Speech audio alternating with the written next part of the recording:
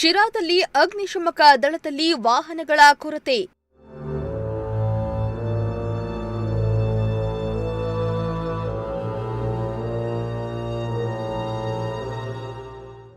ಜನವರಿಯಿಂದ ಈವರೆಗೂ 234 ಕಡೆ ಅಗ್ನಿ ಅವಘಡ.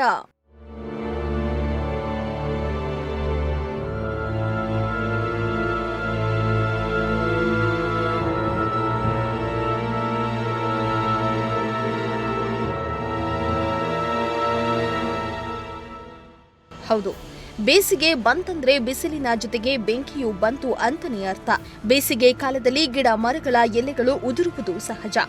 ಅದೇ ಸಮಯದಲ್ಲಿ ಅಚಾನಕ್ ಆಗಿ ಬೆಂಕಿ ಅವಘಡಗಳು ಸಂಭವಿಸುತ್ತೆ. ಬೇಸಿಗೆ ಸಮಯದಲ್ಲಿ ಅಗ್ನಿಶಾಮಕ ದಳದ ಅವಶ್ಯಕತೆ ಹೆಚ್ಚಾಗಿರುತ್ತೆ.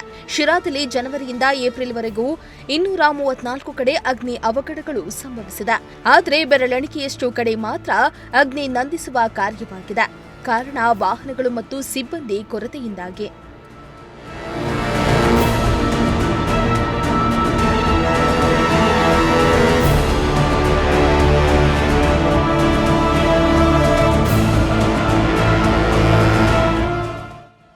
ಹೌದು ವೀಕ್ಷಕರೇ, ಪ್ರಜಾಶಕ್ತಿ ಟಿವಿ ಶಿರಾ ಅಗ್ನಿಶಾಮಕ ದಳದಲ್ಲಿ ವಾಹನ ಕೊರತೆ ಮತ್ತು ಸಿಬ್ಬಂದಿಗಳ ಕೊರತೆ ಇದೆ ಎಂದು ಸುದ್ದಿ ಬಿತ್ತರ ಮಾಡಿದ್ವಿ. ಆದರೆ ಇದುವರೆಗೂ ಯಾವುದೇ ಸೌಲಭ್ಯ ಅಲ್ಲಿನ ಅಗ್ನಿಶಾಮಕ ದಳಕ್ಕೆ ಸಿಗದಿರುವುದು ಶೋಚನೀಯ ಸಂಗತಿ.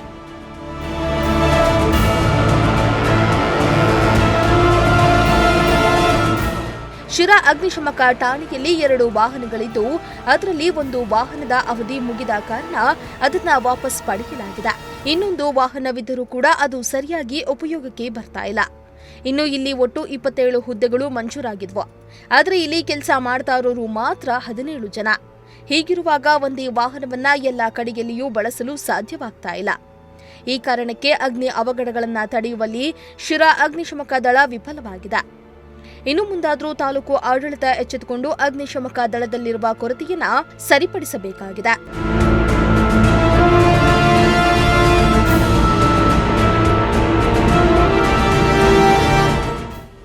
ಶ್ರೀಮಂತ ಪ್ರಜಾಶಕ್ತಿ ಟಿವಿ ಶಿರಾ.